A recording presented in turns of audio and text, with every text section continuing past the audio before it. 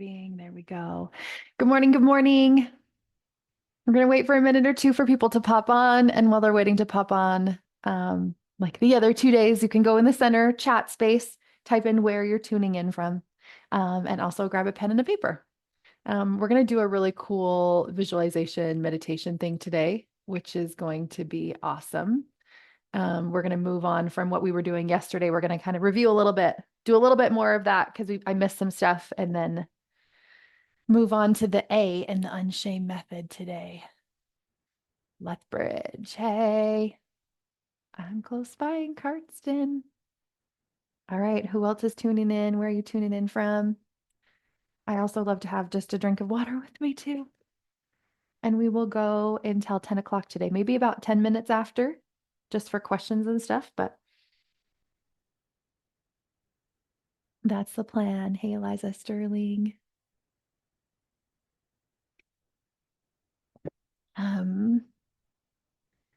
Going to make it so people come in automatically. There we go. Then we can start while they're still coming. I'm back. Awesome.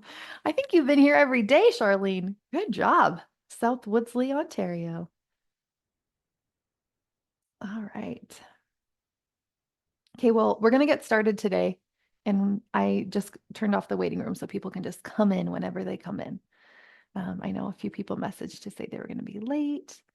I know a lot of you are watching the recording also. So for those of you that are watching the recording, hello, thank you. Let me know if you have questions or comments. As you're watching the recording, if you're like, oh, I want to say this or I want to ask this, you can send it via email, or if you have Voxer, you can Voxer me, or you can message me on Instagram. So really any of the ways, and just say, this is what's happening for me. Welcome. Hi, Ashley. So yes. So if you're watching the recording, do that. Reach out. Let me know how it's going. Let me know what questions you have. Before we dig into today, we're going to do the same thing as the other days where we're just going to settle in. We're going to take a few deep breaths. We're going to notice how we're feeling. We're going to set an intention for today, see how we feel after that, and then dig into today's workshop. So just take a minute to breathe with me. I invite you to just gently close your eyes. As we breathe in, imagine breathing in whatever your intention is for today. So what I mean by that is if I want to feel more calm, if I want to feel more confident, if I want to feel more joy, maybe I just want to feel relaxed, peaceful, whatever that is, I want you to imagine that on the in breath, you're breathing that in from the universe. Like the universe is full of it. And with every breath, you're breathing it in. And with every exhale, you're exhaling out anything that you don't want, anything that no longer serves you. We can even send out a little bit of gratitude on that exhale, because those things within us that no longer serve us served us for a time. They were there for a reason. They were there to show us the way, to guide us, to keep us safe, maybe. And so as we exhale, we can also be exhaling gratitude. Gratitude for what served us once, and also openness for what is coming. And remember to do this at your own pace and to be extending that exhale, that out breath, for twice as long as the inhale.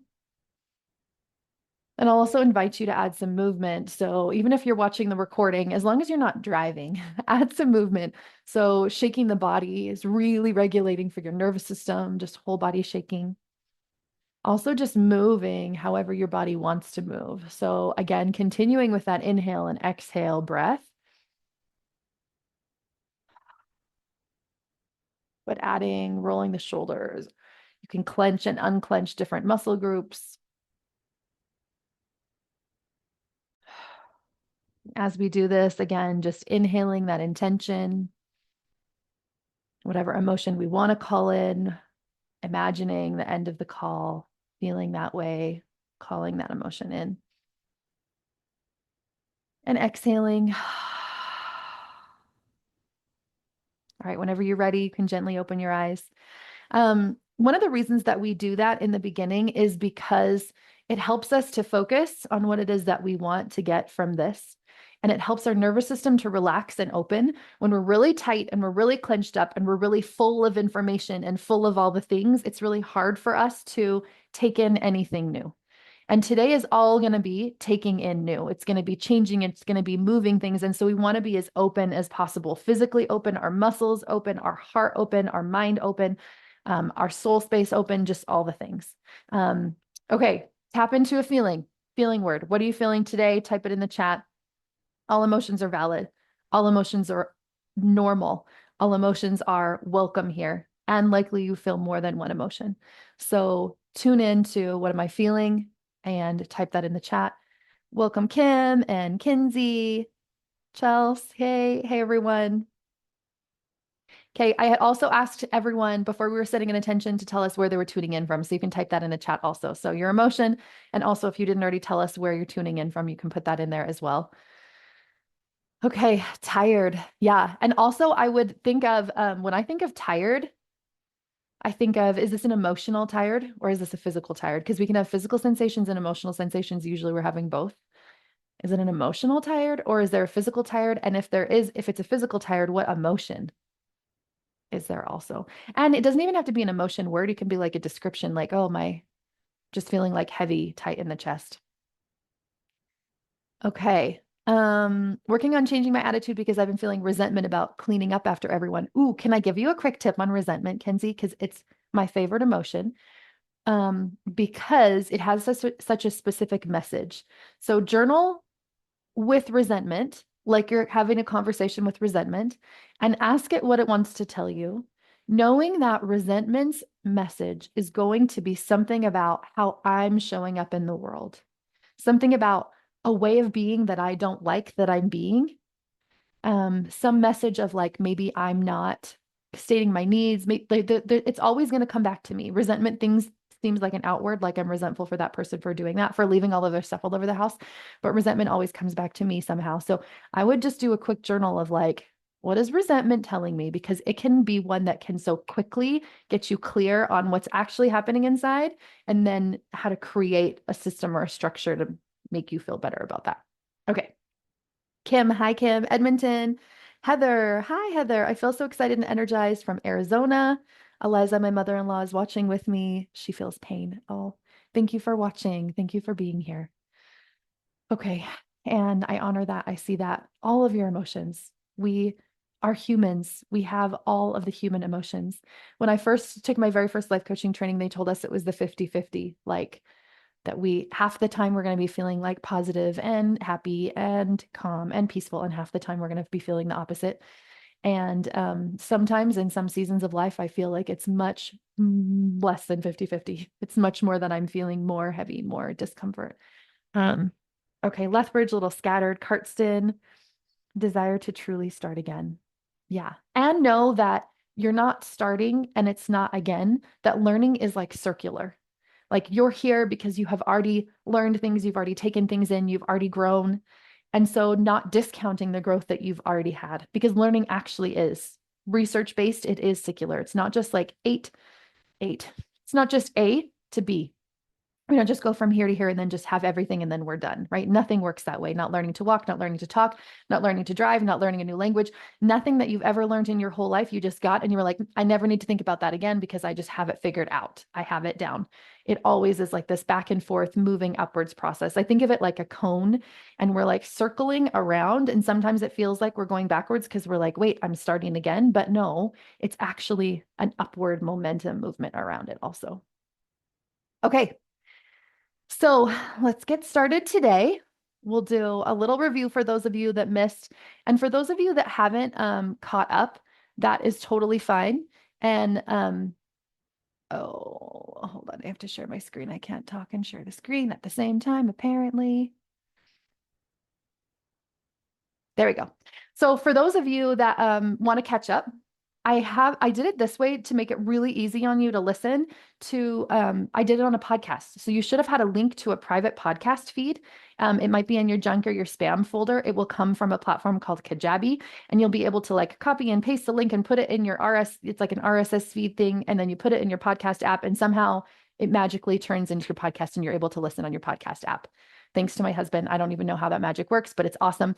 You also have the replay page where you can watch the videos on that as well. So if there's ones that you want to rewatch or ones that you want to, or the ones that you missed, go ahead and do those too. Okay, as always, I'm going to be keeping my eye on the chat. So if there's questions and comments that come in, I will see them. And welcome to 5 Days to Shame-Free Parenting. So we already went over, so the unshame method, SHAME, every day we're learning something different. The S was to see the shame. So if anybody remembers the S, and if you weren't here for the S day, that was so powerful. We closed our eyes, we just sat with our bodies and we noticed, what does shame feel like for me when I am feeling shame under the surface? And maybe it seems like anger or frustration or something else up above the surface, but I know that shame is underneath that. And I tap into, what does that feel like in my actual system? And noticing what that feels like helped us recognize it throughout the day. And so a lot of people said, like, after school time was a little bit more peaceful, or I noticed some connection with my daughter that I wouldn't have, or I connected with my kids at bedtime a little bit better because of just that tuning in and practicing noticing what is happening in our body. So if any of you had any experiences like that, I would love for you to share in the chat. Or if you've even had experiences of just like, I noticed my shame a lot. I didn't do anything differently, but I was able to notice it, because awareness is that first step. So S is see the shame, noticing how it feels in my body. H was hone in. What really matters in this relationship, what really matters to me, and how can I kind of like zoom into that in the moments when I'm feeling shame, when I'm feeling really agitated. And we're going to talk a little bit more about that today. But I would love to hear any learning that you've had, especially if you've been watching the recording and this is your first time live, or any experiences with shame that you've had, any questions with shame that you have. That's what we're going to start with today. So anyone that wants to share, thank you for sharing yesterday. I loved reading your comments. It was so helpful for me to see also, because really, I think that recognition of what shame feels like in my body is one of the most powerful things we can do. So I'm going to open the chat here. Anyone have any experiences with it that were already on the call, that feel like they want to share? You don't have to share, but if something comes to you, let us know. I'm going to move on to the next page, but I'm going to keep my chat open. So if there's anything you want to share, anything that popped up, how the last couple of days have been going for you, we will go over that. So this is where we ended yesterday. You can ignore my little thumbs up signals. I talk with my hands a lot, and then Zoom follows it and does weird things. So does my iPhone. Does anybody else's iPhone do that? Where like, I always do like this apparently. And so then like balloons pop up. And the other day I did this, I guess, when I was talking, and balloons and confetti came at the same time. It was wild. Okay. I love the surprises in my iPhone. So yesterday we were talking about, how would you like to parent? One word in the chat, how would you like to parent? We talked about this yesterday too, but I just want to do a refresher. If anything was possible, how would you want to parent? Any words that come to mind? It can be one word, it can be a phrase. If anything was possible. Yesterday, one of my favorite ones yesterday, and I don't remember who said it, was, I want to be a space where my child can be seen and heard and accepted. And I loved that. Right? That's the H, that's the hone in part. What really matters? How do I really want to show up here? How do I want to parent? Okay, Chelsea, where I get to be me and they get to be them. Oh, I love that. I love that. That's actually what we're going to be talking about today. So I'm so glad that you started with that. Less reactive. So think about, what is the opposite of less reactive? So if over here it's like reactive, how would you describe that over here? Is it like peace or calm or connected or just like unflustered? I don't know. However you want to explain it. How would you explain what that would be if I waved a magic wand and that was happening for you? What would that look like? Okay, compassionately more often than not. Yeah, I love that one. Show up compassionately more often than not. I think that compassion and empathy and curiosity and love are the fuels that we want to be putting, the fuel that we want to be putting in our car to drive our parenting. Those are the ones that help our kids remain calm. Those are the ones that help our kids when they're feeling big emotions to feel accepted and to move through their emotions. Those are the ones that help our kids to open up and to speak about things. Those are the ones that help our kids to watch how we are being and let us model the behavior that we want to see in them and learn from it. Those are the best fuels to fuel parenting.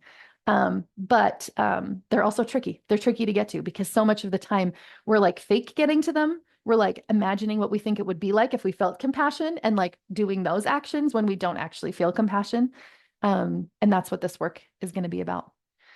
Accepting, calm, and fun. Yeah, I love that. And I remember, Eliza, you mentioned yesterday too, you're like, oh, are we all just like happy all the time or whatever, right? We're not. Like, I think that accepting is like we get to accept all of what it means to be human. And I think that is fun. Okay. Anyone else? What your parenting would look like? If I waved a magic wand and you were like, yes, my parenting looks like that, what would that be like? Okay. And I love Chelsea's beginning one that she said, where I get to be me and they get to be them, because that's what we're going to talk about today. Okay.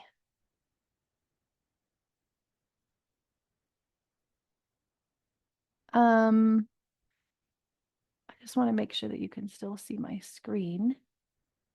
There we go. Can you type a one in the chat if you can see my screen still? So it should say, how would you like to parent? Can everybody see that? See and hear me? Everything's good before we get started? Yes, yes, one, one, one. Thank you. Okay. So the reason that we want to paint a really clear picture about what we want is because that's the H part. That's the honing in. What do I even want? What matters to me? What do I care about? Okay, I want to be less reactive. I want to be more compassionate. I want to be more accepting. I want to be okay with just being all of me and my kids being all of them, right? When we're really clear on that, then we actually know what we're trying to do. If you decide you're going to like get in the car and you're just like, okay, I'm going to go somewhere, but you have no idea where you're going to go and you just kind of like meander off, you're probably not ever really going to get anywhere. That actually sounds kind of fun to me. But um, you do need to have this clear direction of like, what do I want in my parenting? Oftentimes, so I just recently started with a client, and I usually, when I'm doing like a one-on-one session with people, I will say something along the lines of like, okay, did you come in for parenting, relationship? Like, what is it?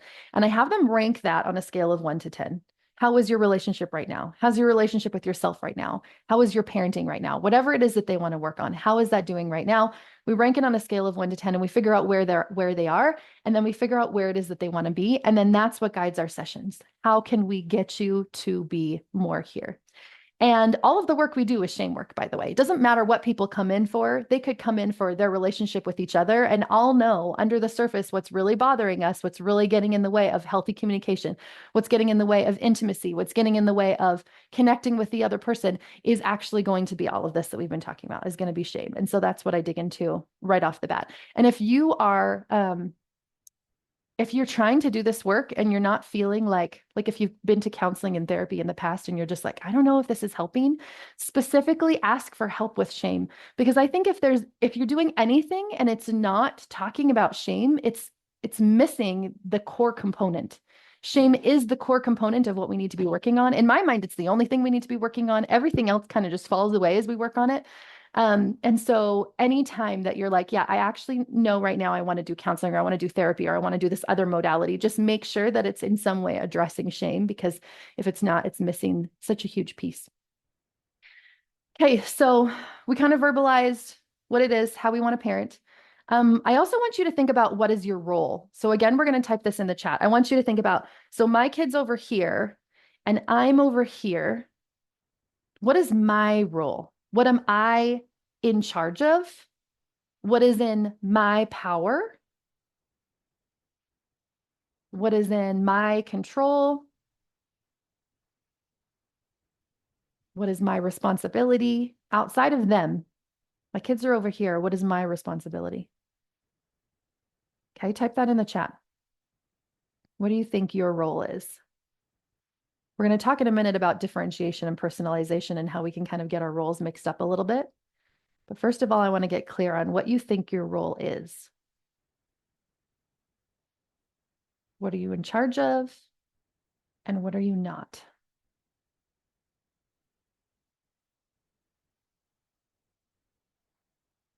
And you can type in any answer. Doesn't matter. There's no like right or wrong to this. I'm just curious what your thoughts on it, what you think your role is.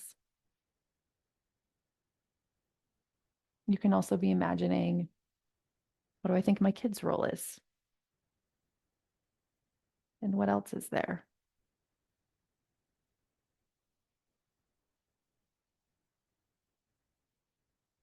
And if you're not comfortable typing in the chat, you can also just write out on your piece of paper, on your journal, whatever you brought to the workshop today.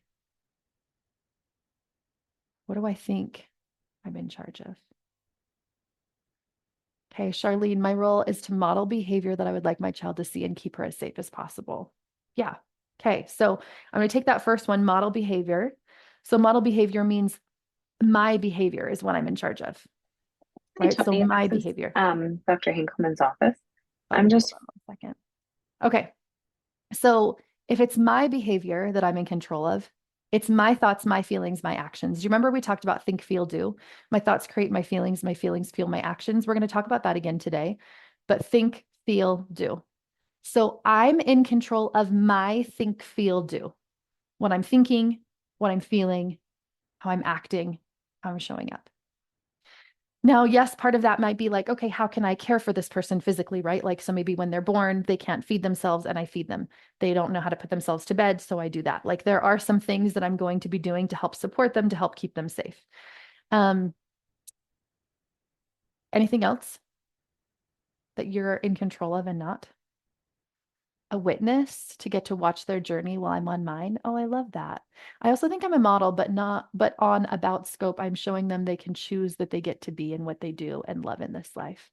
A big scope. Yeah. So they get to see how I be, who I am, and they get to have that as a model also.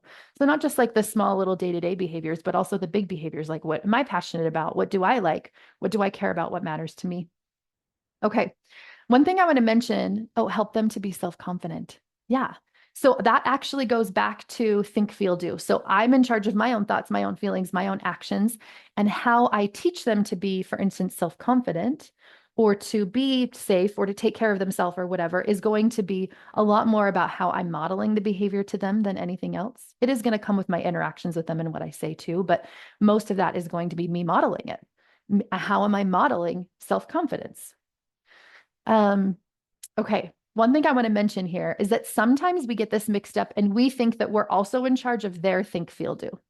We think that we're in charge of them feeling safe, them feeling self-confident, that I can like go into their brain and make them think and feel and do certain things.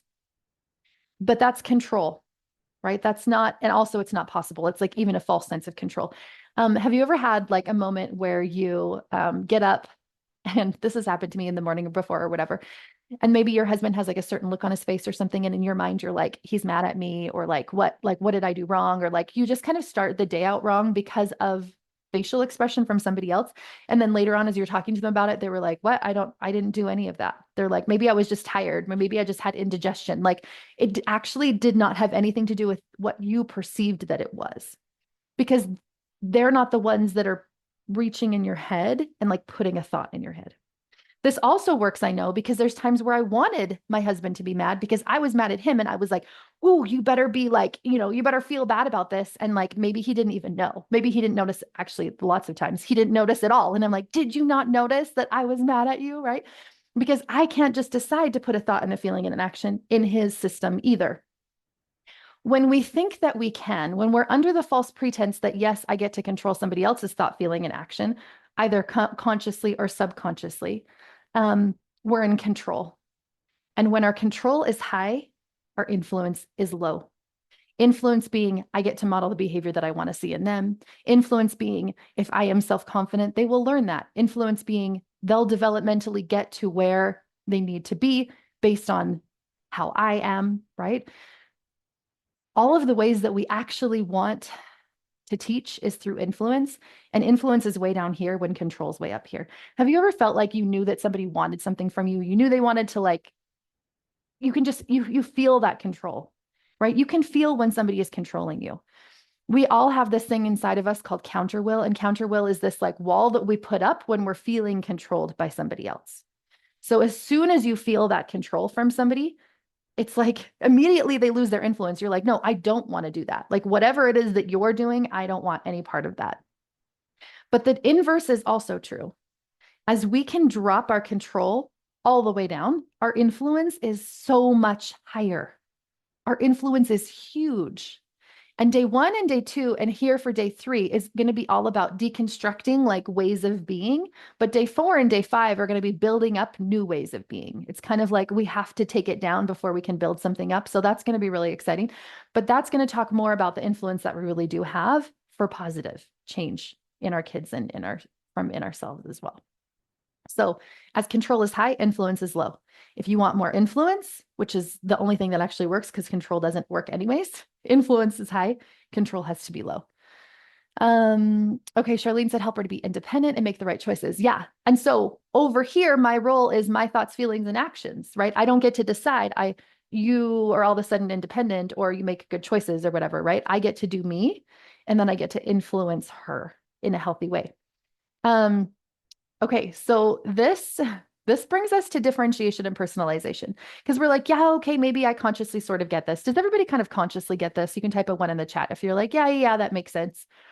But our subconscious is probably not quite on board yet. Our subconscious might be doing things like when our kid has a meltdown in the middle of Costco, like, oh no, I got to figure this out. Like, I need to get them to stop because this means something about me, right? That's the shame level. Like, this means their behavior means something about me as a parent. Like, I'm not doing a good enough job, or everybody's watching me, and what are they thinking about me, right? We're actually taking on our kids' behavior and making it mean something about us. That is the definition of personalization.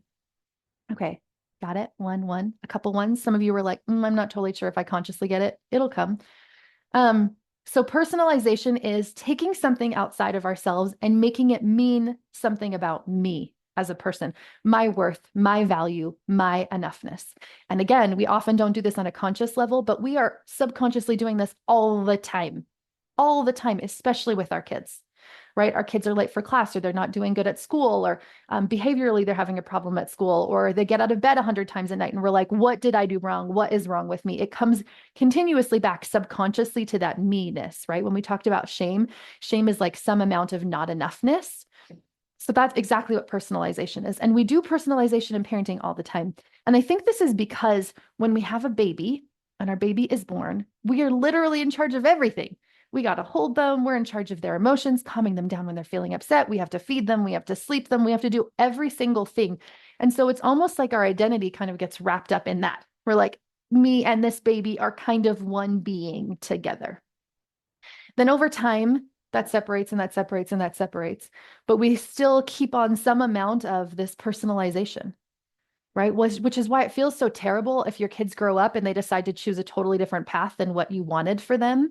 Or if they're like, choose a different faith, or maybe they choose a different career than what you planned, or maybe they don't go to college, or maybe they like, move in with their boyfriend when they're 16 or something like that. And you're like, no, but that's not what I planned for you. And it feels so terrible because you're like, I have this plan, but also because you're connected to some amount of beingness within me is still connected to them and their behavior and their choices. And we do it when they're little too. Which is why it's so hard when we parent outside of the house, when we're like at the playground and we feel like the moms are judging us or whatever. It's because we think that our kids' behavior means something about us. It's like a direct reflection of us, and then we feel terrible about it. That's personalization. The opposite of this is differentiation. So differentiation is separating. So it's like Chelsea's first comment where she said, I get to be me and they get to be them. That's exactly the example of differentiation. I am me. I am control of me, my thoughts, my feelings, and actions, and they are them. And we are two separate people and two separate beings. Okay, I'm going to give you an analogy I think this will help explain it a little bit.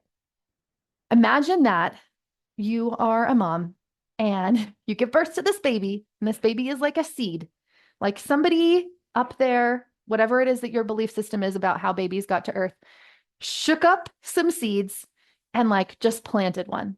And like, we didn't know what seed it was. So the seed starts growing and we're like, I really, really want a lemon tree.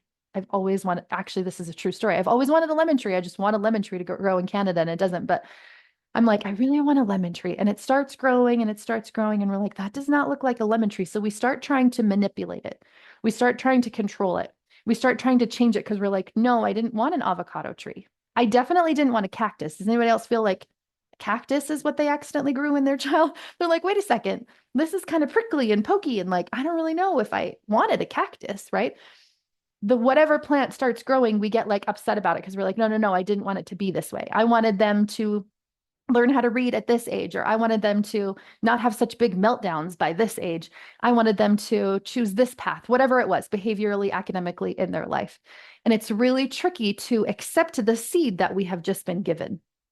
That is what I mean by personalization and differentiation. I do not get to pick the seed. I do not get to decide anything about how quickly that seed blooms, if it even has blooms, what the flowers, what the fruit of it looks like and comes about. I don't get to decide that. And sometimes I go in and I'm like, I want it to bloom faster. I'm just going to like rip the seed a little bit, or I'm going to, start making it try to happen faster. That is what control is, right? That is when my control is high, is when I'm like, no, no, no, I don't want this. I don't want this seed. Differentiation, when I'm separating myself from them, I go into that garden and I understand my role. My role is to be the gardener, is to be the nurturer. As the gardener, I don't decide I'm going to take that seed out. I don't like it, or like, I don't like how quickly this cactus is growing or whatever. There are things that I do have influence over, though. So I'm not just like, okay, never mind. There's nothing I can do to influence my children. It's over. I actually can influence them a lot. Like, imagine if I had a cactus and I was just really overwatering it. I was giving it like way too much water when really it doesn't need very much at all. Or maybe I had a sunflower and I wasn't giving it any sunlight whatsoever, right? We get to control the environment that it grows in. We get to decide, like, are we going to fertilize the plant? Are we going to water it? Are we going to get enough sunlight? Like, what kind of sunlight does it need? Like, we know those things about our kids, and there's things that we have control over and there's things that we don't. We're the gardener. We didn't pick the seed. We didn't pick which plant it is. So zooming out and deciding, like, where is my power? What am I in charge of? What am I in control of? What's within me is really, really powerful. Okay, we're going to do a meditation practice. First of all, questions, comments about that concept. Does that make sense? Write a 1 in the chat if you're like, yep, I get it. I get that. Maybe I have a cactus and I really wanted a lemon tree. Isn't it a perfect analogy? I feel like it is. It's like, I didn't get to decide that. I have these beautiful kids and I'm like, guess we'll see how they turn out. Guess we'll see what kind of plant that was. That was a surprise. Did not think that was going to happen at that age, at that stage. It feels so much more accepting. And again, my influence is so much higher because actually I can put a lot in that soil and I have a lot of power. I have a lot of influence when I can decide to drop that control and just like love what is. Okay, so I'm going to stop my screen share for just a second. And we're going to do a meditation so you can get into a comfy position. Now, the meditation that we're going to do today is along the same lines of this analogy. And the reason that we're doing a meditation is because, where did my screen go? So much of this work that we're doing is subconscious, right? We talked about that in the last couple of days. The work that we do here is subconscious. And it's so much more under the surface. So those of you that were like, yeah, I get it. I like that. Probably are still like, yeah, but how do I do it? Because I have this personalization thing and I don't know how to do it. I will offer that it's so possible that now so my oldest son just went off to college a few weeks ago, which feels wild and bizarre.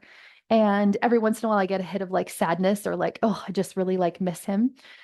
But for the most part, and for leading up to it, I just felt so excited for him. I was like, I wonder how this is going to go. I wonder if he'll change his major 100 times. I wonder if he'll find friends there. I wonder if he'll hate it. I wonder if he won't ever figure out how to schedule. Like, it just felt like this curious, interesting, exciting opportunity and experiment that I just got to watch him be on.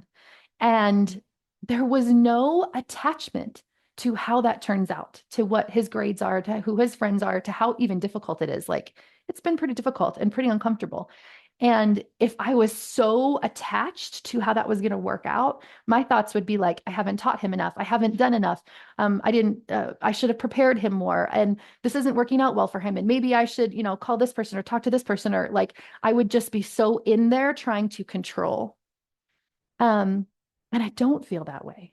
And it's possible to not feel that way anymore, but I have done a lot of work to get from this personalization to differentiation. And most of it hasn't been consciously. We did some of the conscious work in the beginning of this call.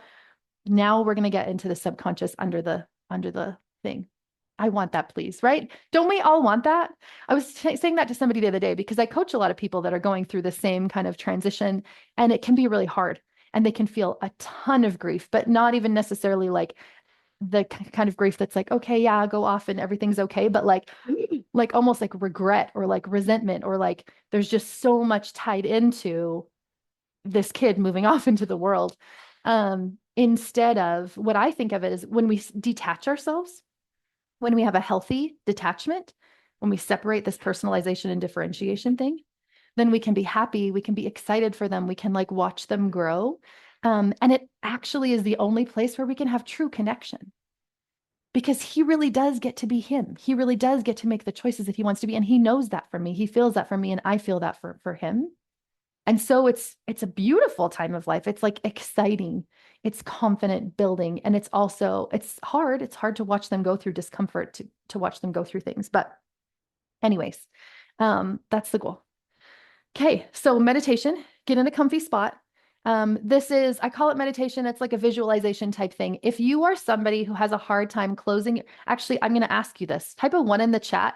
If you're someone who, when you close your eyes, you can't actually see anything, like you can't do meditation, you can't do visualization, because when you close your eyes and I say tree, you can't imagine a tree. It doesn't have to be visually imagining. It can just be like imagining the energy of it, or like what it would be like. Is there anybody like that here? Because I have clients that are like that. And I can give you a quick transition if you are also like that. Okay. Okay, we're going to go ahead with the meditation then. So what we're going to do is, you're going to get in a comfy spot. We're going to close our eyes. We're going to start with our breath, and you're just going to follow along. If you've never done meditation before, I will offer that.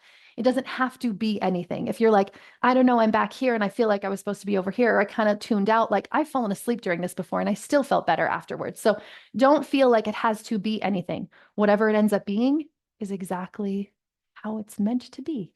Okay, sometimes, Ashley. So if that happens, I would more tune into like physical sensations. So when we're like going through it, like the sensations you imagine that would be present with that. So feeling the sensation of like attachment, like, but more of like a physical in the body, like, oh, this is kind of how it feels for me, instead of trying to think about it. See how that goes. Okay, so we'll close our eyes. We are going to start. I'm actually, I think I'm going to sit down for this, because it will be easier for me. Okay.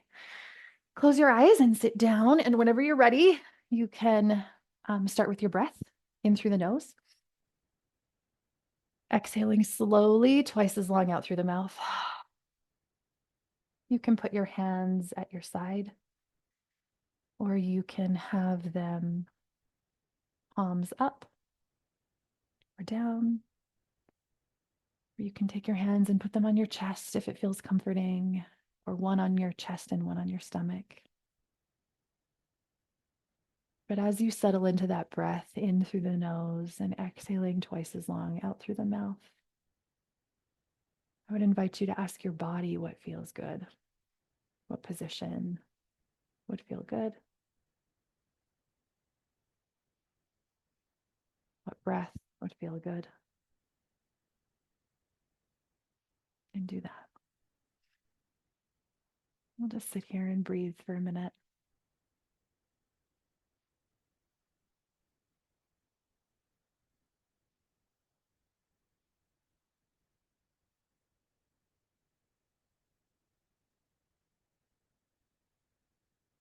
Now I invite you to imagine a time, a memory, in which your child's behavior really bothered you, where you knew it was somehow attached to your own enoughness. Maybe someone said something about your kid's behavior, or gave you a look, or maybe you just felt that way inside. And as you go into that memory, we're looking for the feeling again. Remember that feeling we talked about before?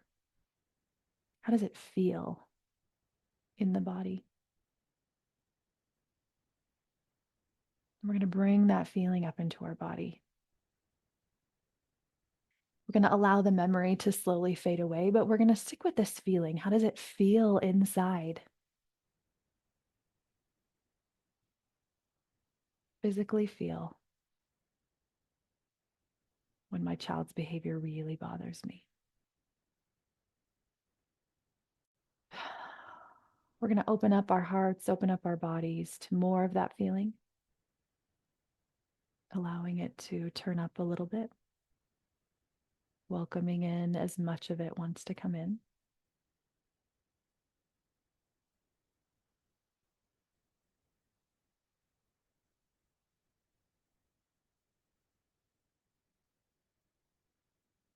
And then we're going to watch it, noticing even the details of the feeling.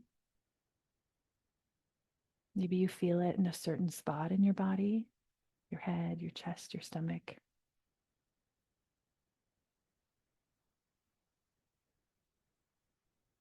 Maybe it feels like something,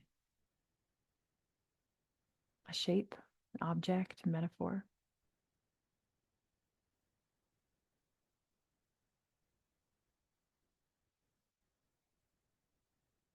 Maybe it's moving or still. Maybe it has a color.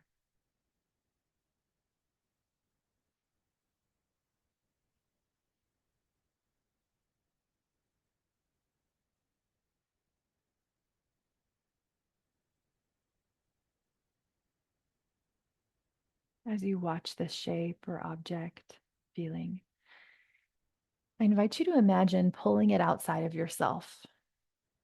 And you're just going to watch it kind of hover over on the left-hand side of your mind's eye. Watching that feeling or shape kind of outside of yourself as you look at it.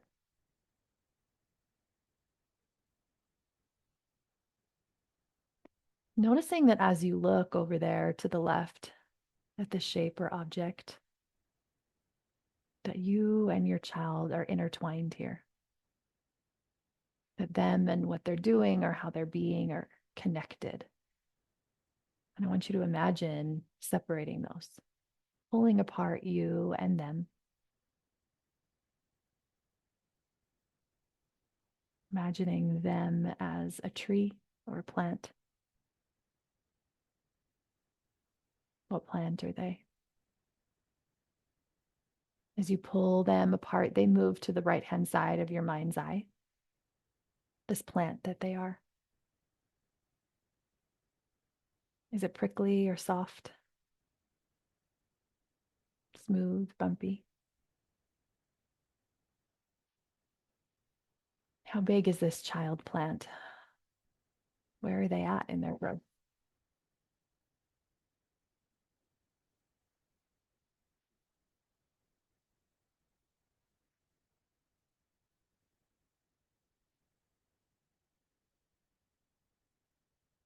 Notice as you watch them on the right-hand side of your mind's eye that maybe they still feel intertwined a little bit, like it keeps wanting to come back to the other side. And we're just going to gently pull those apart. We're just going to imagine that there's some strings connecting them, some energy bands connecting them, and we're just going to imagine ourselves pulling those apart, separating them, separating us. Whatever shape or object, maybe we're a plant on the left, and on the right, they get to be them.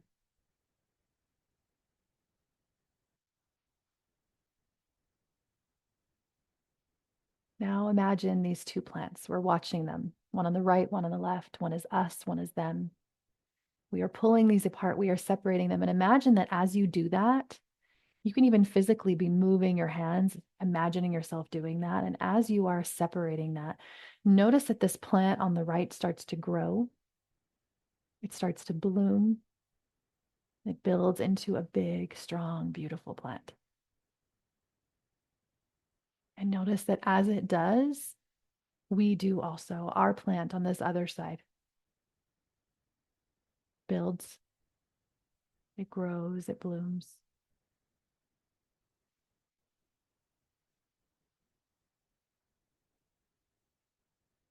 As you watch these two plants grow and bloom, notice how you feel inside now.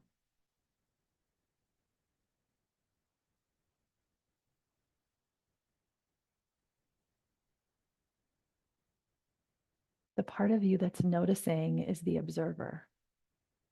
The observer part of you gets to watch both yourself grow, develop, fall, fail, make mistakes, move on, grow again. In the same way that it gets to watch your child make mistakes, get uncomfortable, fall, fail, move up, grow, learn.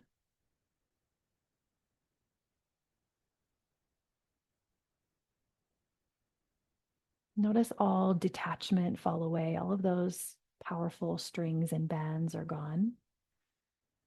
The blooming is increasing until you are in awe of how beautiful both of those plants are. Maybe there's some surprising or exciting things that happen that grow that you get to watch.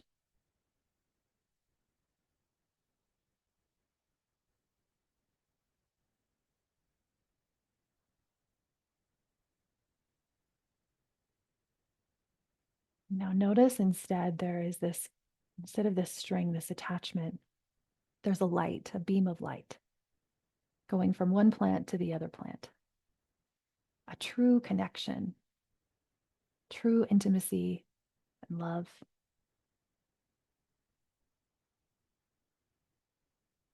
Where they get to be their plant and I get to be my plant. Where me as the observer get to watch these two plants connected through this beam of love and light.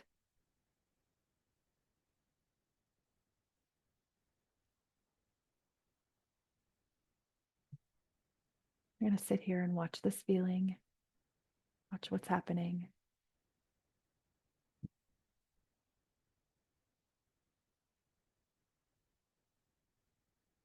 Now we're going to grab our arms in our mind. As the observer, we're going to scoop up all of this plants, all of this light beam. We're going to scoop it into our center, into our heart space, all of this love and light inside of us. Imagine it spreading from our light, from our heart space to the top of our head, down through our arms and our chest, down to our legs and our feet. Noticing this strength and this power. I call my power back. Noticing the power that you have inside of you, the influence you have inside of you, the strength you have inside of you as you separate you in them. We're going to build this love, this light, this strength inside of you, imagining it's a green swirling light from your center, building and growing, moving in a clockwise direction.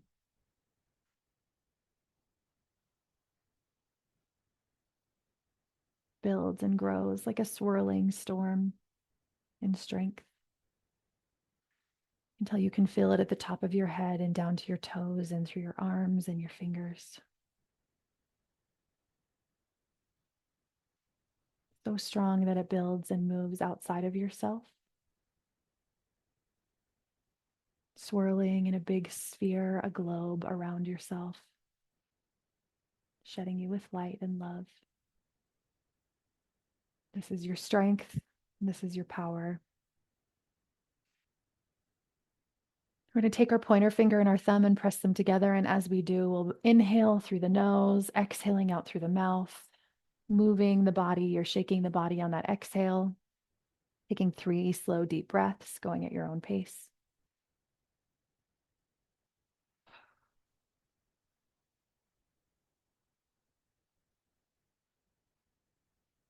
And as you do, think of these thoughts. I am me. My children get to be them. The more me I am, the more I bless them and the world. The more I allow them to be themselves, the more they bless themselves and the world. It is safe to be me. It is safe for me to let them be them.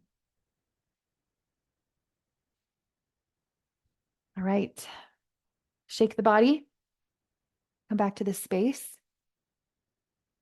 and type in the chat again how you are feeling. After doing that, get back to our garden as we share. Was that hard for you to get to? Were you able to get to it? How do you feel now? Empowered. I'm going to stand back up while you guys are typing in there.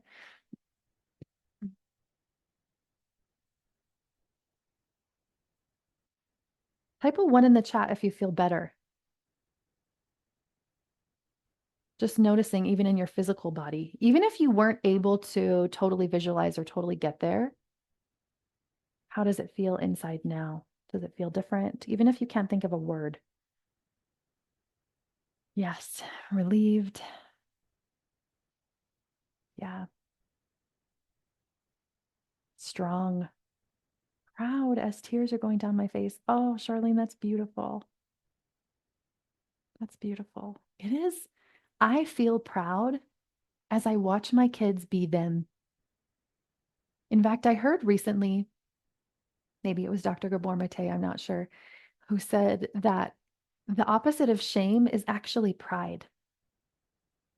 It's like feeling good about me, feeling good about myself, and not mixing up pride as arrogance. Arrogance is I'm better than and you're less than, not that.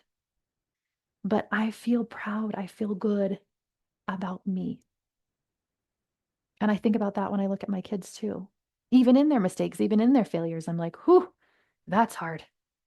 What they're going through right now is really tough.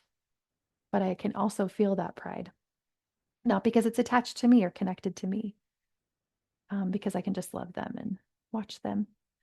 Okay, did anybody else struggle with that? Type a 2 in the chat if you're like, I don't know, I feel worse, whatever you want to type in. Also, any questions, any comments that you want to share? I'll make sure I get to them. As you're typing those in and sharing, I'll read them out when they come in. H is hone in, right? So this is what we did yesterday. S was see the shame yesterday. H was hone in. What do I really want? What matters most? And where is my power? So I planned on doing this meditation yesterday. That's why I said, like, where is my power might not make so much sense yesterday, but this is it, right? The power, the strength that I have inside right now, I can feel it. It's in my own thoughts. It's in my own feelings. It's in my own actions because, like I mentioned on the calls the other 2 days, parenting is an inside job. It's so much more what's happening within us. So whenever you notice your energy kind of leak out, whenever you notice that your child's behavior is really bothering you, you can like call your power back in.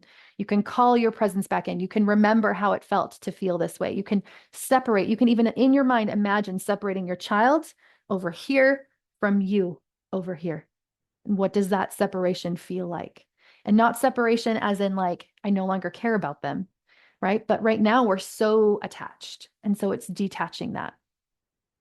I'm not in this space I could fully participate, but it's beautiful to listen to. Awesome. Well, the audio recording will be available later, so you can come back and do it if you want.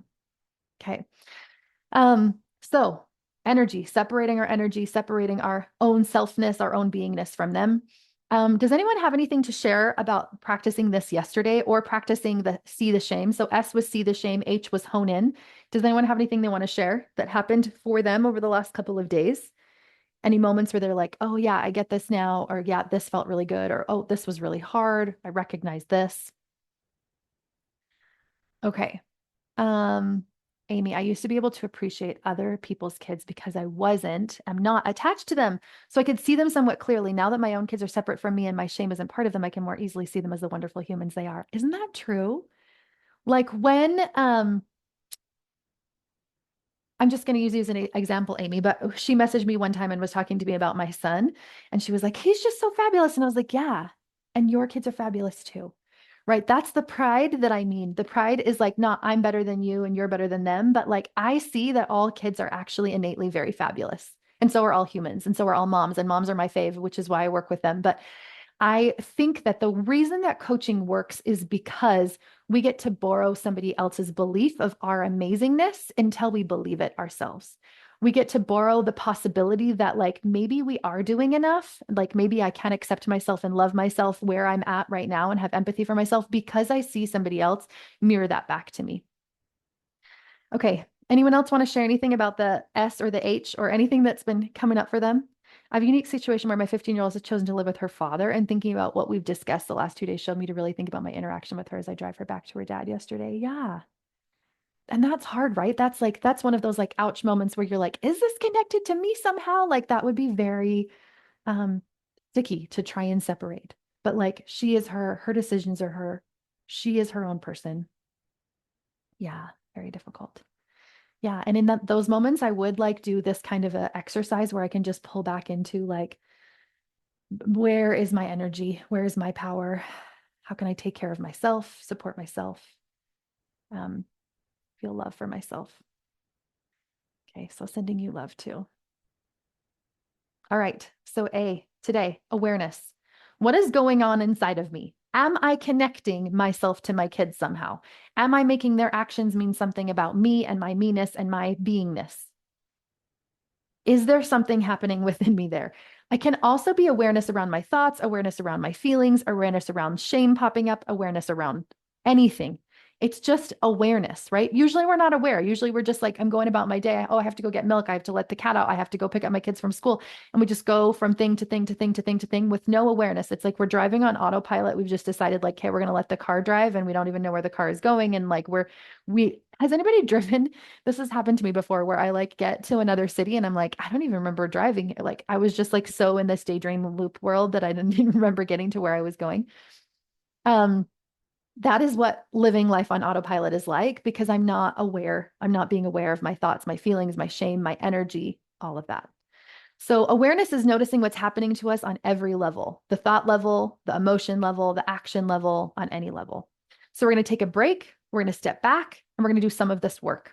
Okay. So this is what awareness is going to look like. Number one, it's going to be feelings work, right? Just like we did on the S day, where it was like noticing how I'm feeling inside. And every morning I've been like, hey, how are you feeling? What is coming up for you?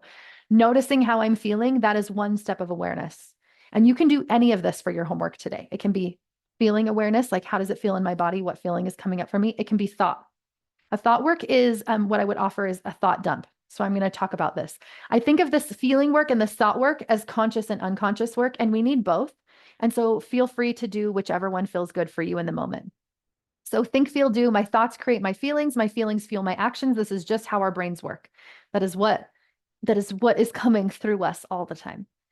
So awareness is noticing what's happening for me in my think and my feel and my do. And it also can give me some insight on what I think might be happening for other people. If I see their actions and I see them respond in a certain way, I can be like, oh, I think they might be thinking this, or like, I wonder what's happening for them. And I don't try to get into other people's minds so that I can like judge them or try to change them or try to control them. I only do that as a way to help me feel more empathy for them, to help see their side of the story, to help see what's going on with them in order for me to feel more empathy. But for the most part, I stick with my own thought, my own feeling, my own action.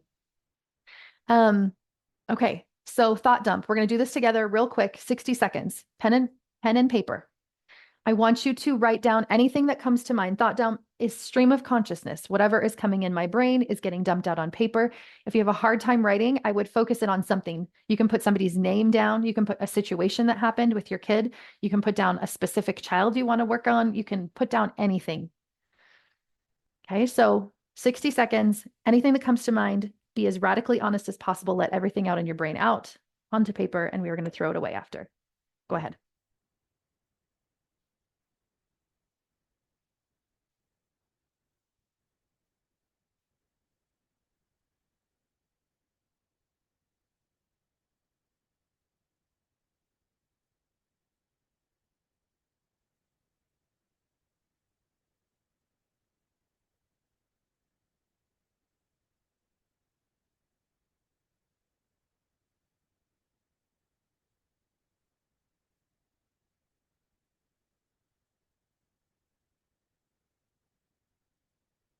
Okay. For those of you who need to hop off, you can hop off and watch the recording. We're going to go on for 10 more minutes. So for those of you that can stick with me, stick on for 10 more minutes. Okay, so look through your thought dump, and I want you to circle any thoughts that felt particularly heavy or hard or maybe surprised you. Any insights that you have about those thoughts, just circle any of those thoughts. Something that you were interested about, that seemed surprising, that seemed heavy, that you were like, oh, I wish I didn't have that thought. You can circle those. And then you're going to pick one of those particular thoughts that might feel like the most heavy or the most true or the most that's keeping you stuck. Remember when we talked about how like over here is me and over here is how I want to parent, and the wall that's in the center is these like shame-based thoughts, is the shame that I'm having about myself. So circle any of those ones that you feel like might be like a brick in that wall for you. And I want you to think about these kinds of questions as you look at that thought. Is this actually true? Is this factually true? Like if I was like in a court of law and they were like, here's all the evidence, is there any evidence that the opposite is true? Like if I were to hear your story, would I think that that's true? Would I be like, yeah, you're right? Because if it's a thought like I'm just not doing enough and I'm a terrible mom, guaranteed I'm not going to believe that for you. I'm going to believe the opposite is true. I'm going to look for all of the reasons why you're actually a really good mom. I mean, one being that you're on this call about parenting because you care. You care about your child, you care about parenting, you care about change. That alone is evidence that you care about your kids, that you want to do things differently, right? That you love them. That alone is the opposite evidence. So any evidence that it's not true. So I'm not trying to believe something new. I'm trying to question the current thinking that I have right now to try and just loosen it up a little bit, especially around my own beliefs about myself or my own beliefs about parenting or my own beliefs about somebody else. So your homework is going to be taking one of this work, either the thought work or the feeling work, the conscious or the unconscious. This is conscious work. And sometimes I'm like, no, I'm in a space where I think conscious work is going to be helpful right now. This is what I'm going to work on. Other times I'm like, no, I want to do feelings work. And sometimes I do both. And the feelings work is closing my eyes, tapping into my body, describing how it feels inside of my body, like we did at the beginning of the meditation today, like we did on Monday. If I were describing it to someone who's never felt this feeling, what would I say? It's hot, it's heavy, it kind of feels like red or something. It feels like it's getting pushed out of my chest, feels like my thoughts are spinny. Just sit with that feeling for a minute or two. So your homework is at least once today, either a thought dump, the conscious work, or feeling, tapping into how I'm feeling. Okay, questions about that? And the reason that we're doing this is because parenting is an inside job, right? Actually, all relationship work. You could cross out parenting and be like, all relationship work is an inside job. I don't get to control somebody else's thought, feeling, and actions, but as I drop my control, my influence increases. And if I want to be more influential, this is the work that I'm going to do. I'm going to notice my shame, right? The feelings work that you could do today is just like tapping into what does shame feel like in my body? When am I feeling shame? Every time you feel shame, tap into your body. Every time you feel shame, do a thought dump. If you want it to be the most effective possible, do one of those two things every single time you feel shame all night until tomorrow morning at 9 a.m. when we meet again, Mountain Time, whatever time zone you're into. Okay, because parenting is an inside job. For those of you that didn't see this quote, I'm going to share it again because it's so good. If you put shame in a petri dish, it needs three things to grow exponentially: secrecy, silence, and judgment. If you put the same amount of shame in a petri dish and douse it with empathy, it can't survive. So if any of your thought dump thoughts sounded like I'm not doing a good enough job, or I'm not enough, or I'm not parenting my kids well enough, or I've really messed up, or I don't know if I'm going to be able to change, like all of those thoughts are shame. And what we know to be true is think, feel, do, that shame, when shame's in the feeling line there, it will only do things that will create more shame. I will shut down and withdraw. I will get defensive and blamey. I will people please. I will do anything that is all the actions that are going to come from that think, feel, do thing is going to be more shame, is going to be creating more shame, especially when I'm adding the secrecy and the silence and the judgment. And the only way to move on from that is to get to empathy, and that's empathy for myself. Questions about that? Comments about that? Aha moments today? Learning moments today? I want to hear all of those in the chat. So type those in as I keep going and finish this. Okay, so I talked about this yesterday. Join the Shame Free Parenting movement. It's my new group program. If you want to continue this same work, if you recognize like, yes, shame is my parenting problem. Yes, I want to work on shame. And yes, I understand that in order to work on my shame, I need to douse it with a lot of empathy. And it's going to be even better in a held container, a held safe space with these lovely humans that are all here doing the same work. And you will get 10 times more results than you already did today, yesterday, the day before. You will feel so much better even in our first session. I've heard this often. One of the most common things that I hear once I meet somebody is like, this was more effective than 10 years of seeing a psychologist. This was more effective than the 6 months of therapy that I just did. This was more, I did a 45-minute session that like in a corporation for engineers in Utah. And one of the comments at the end was, it took me 5 years in therapy to learn what you just said in 45 minutes. because it probably wasn't connected to shame and how it's affecting our nervous system and what's happening in our body and how it's, the disconnect there that we've been talking about. So that's what we're going to work on in this program. And I think that people are ready for this message. I think that we're like, yep, this is the thing. And this is the thing I want to work on. And we've lived in a shame-based society for so long, right? It hasn't just been now. It's not just our parents' generation. It's like all of the generations back behind that. Just watch TV, read books from them, all the things. So this is some conscious and subconscious work. Kim was on the session, but she's not anymore. And she said I could use her name. She said the 2 hypnotherapy sessions that I've done with you have probably been the biggest breakthroughs I've ever had in my life. And I have done several modalities of therapy and thousands of hours of reading books and listening to podcasts, but really being able to hone into my own stuff has been so good. Thank you for sharing your gift. Um, I won't read all of these out loud, but there is so much that can be helped, even from just listening to the podcast, even from just coming to calls like this. But if you're like, yes, I know I want more, I really want to work on this change, I really want to work on this shift. That's what the Shame-Free Parenting Movement is. So here's the details: group coaching. It's so much easier for you to see something in somebody else than it is to see in you, which is why group coaching is so effective, why you can be helped by this without even being coached, with just watching the call recording. So we're going to be starting next Monday. The time is going to be TBA based on the time zones of people that join, and we'll have 8 group coaching calls. We'll have 3 subconscious reprogramming calls because this is this is under the surface, and this will also help in other areas of your life. So people that I've worked with, the one guy that I'm working with right now, he's noticed that things in his work life have gone so much better. Things with his relationship with his spouse have gone so much better as we've been working on parenting, that everything is interconnected. So as you work on shame, you'll notice it shift in other areas of your life. And subconscious stuff has to be part of it because shame is in our body. Shame gets stuck inside of us. So we can't just speak it out. We have to do the conscious work and the subconscious work. We also are going to have a community, so there's extra work or Q&As, and it'll keep you going throughout the week so that you can see others' experiences and cheer them on as well.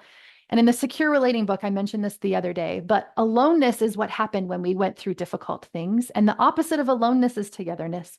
And this work needs to be done together. That healing works because it's done with someone else. So whether that's me or somebody else, if you're feeling the ping to be like, yeah, it's with me, I would love to include you. But if you're feeling like, no, I actually think I can work on this in therapy or in counseling or in some other modality, just make sure that you mention like shame is the thing I want to work on and go that direction. But if you're really feeling that like, this is the work you're being called to do, then come join us.